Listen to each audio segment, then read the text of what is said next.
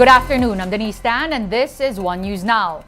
Tropical Storm Kabayan drenched several areas in the country with parts of Visayas and Mindanao bearing the brunt of heavy rains. In Davao Oriental, bridges and houses were damaged by floods triggered by continuous downpours. In the town of Caraga alone, over 3,000 families have been affected. About 2,000 individuals are now staying in evacuation centers while one resident has been reported injured. So far, the estimated damage on infrastructure and agriculture in the province has reached 50 million pesos. The agriculture sector is bearing the brunt of Kabayan's onslaught. Farmers in several regions are reporting damaged crops, mostly rice and corn. Some 625,000 hectares of land were inundated due to hours-long rains. Since yesterday, Kabayan has weakened into a low-pressure area. It was last spotted 290 kilometers west-southwest of Zamboanga City. Pag-asa says there's a slim possibility that the LPA will redevelop into more powerful weather disturbance. Still, scattered rain showers are expected in Visayas, Mindanao, Mimaropa, Bicol, Quezon, and Aurora. The northeast monsoon or Amihan will bring rains in Cagayan Valley and Cordillera as well as in Metro Manila. The State Weather Bureau is also warning about the shear line that could bring showers elsewhere in the country. Moving on, President Bongbong Marcos is back from his Japan trip and next on his agenda is signing the 2024 budget. He's expected to do so tomorrow, December 20. The chief executive said he's fairly comfortable with how next year's coffers was allocated. He also emphasized the need to ensure that taxes are collected to fill the shortfall in the appropriated funds. The president is confident the Bureau of Internal Revenue can accomplish this. I'm fairly comfortable with the way the budget has turned out. We just have to do a little work over the year to make sure that we cover the differential between the actual the appropriated funds and the unappropriated funds that have been appropriated by Congress, by the House and the Senate. Meanwhile, President Marcos explained the removal of confidential funds from civilian agencies is no longer an issue. He particularly addressed the additional budget for the offices of his VP, Sara Duterte. Duterte is also the Education Secretary. That was actually the initiative of the Vice President. When I'm talking about the confidential funds and to not insist that they have such a confidential fund. So I think, as far as I'm concerned, it is a settled issue. In other news, the sister of Camilo Cascolan is suspicious that the former PNP chief died of natural causes. In an interview with Sa Totoo Lang on 1PH, attorney Maita Cascolan Andres also questioned her late brother's medical condition. She said that their family was barred from visiting Cascolan in the hospital. Andres claimed that shortly before death, her brother felt like he was being poisoned. Cascolan passed away on November 24 and was cremated. Shortly before his passing, he was a DOH undersecretary. Cascolan was one of the brains behind Oplan Double Barrel, the flagship campaign of the Duterte administration against illegal drugs. Oplan Tokhang, which allegedly killed thousands, was implemented during his time as the country's top cop. We stand by the fact that our brother may have passed away under unnatural causes because there are circumstances attending his death as well as his medical condition that has put into question po ang kanyang pagkamatay. Kami po ay pinagbabawalan o nililimita sa pagbisita sa aming kapatid. Our sister actually, who is a doctor, filed po for a guardianship. We wanted na magkaroon ng independent medical assessment of our brother. Pero nung siya po ay pumanaw, nandun po siya sa bahay. At nasabi rin po niya na ang pakiramdam na po niya ay siya ay nilalason. Parang ganun po yung effect. And as their transport strike continues today, Manibela calls for the use of modified jeepneys instead of modernized ones. The group reiterated that they are not opposed to the PUV modernization.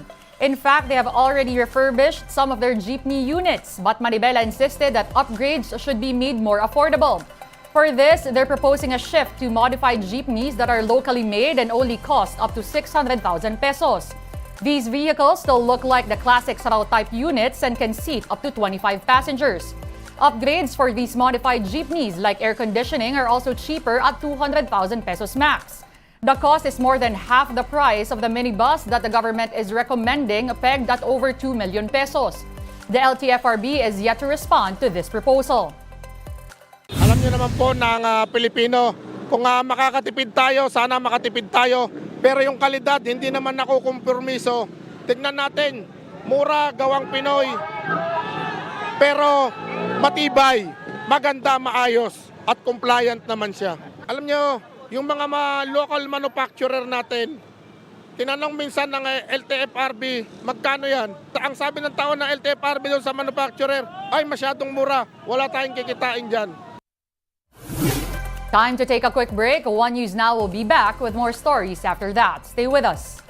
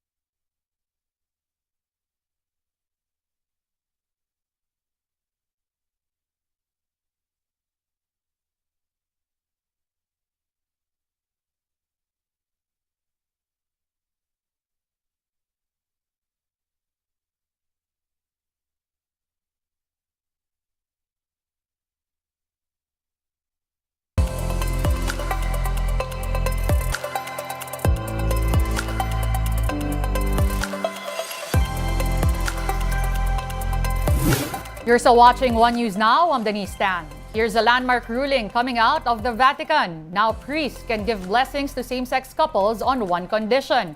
The Associated Press has details.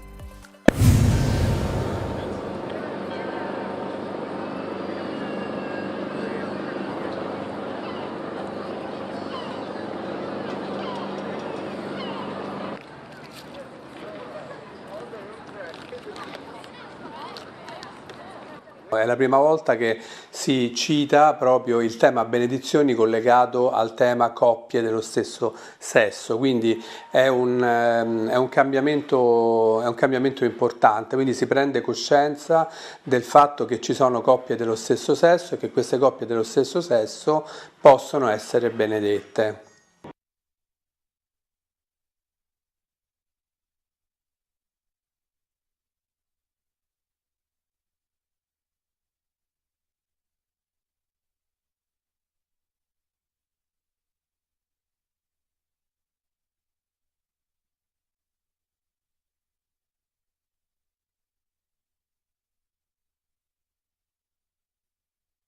Da un lato si cita correttamente il termine coppie dello stesso sesso, dall'altro si utilizza coppie irregolari. Si mettono diversi paletti per dire non è matrimonio, non è niente che possa essere comparato al matrimonio fra uomo e donna.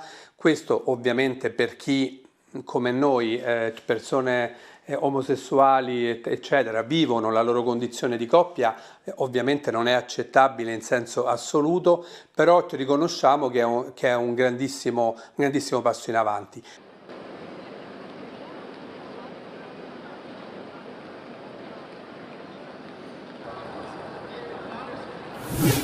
We now give you a quick look at today's other top stories.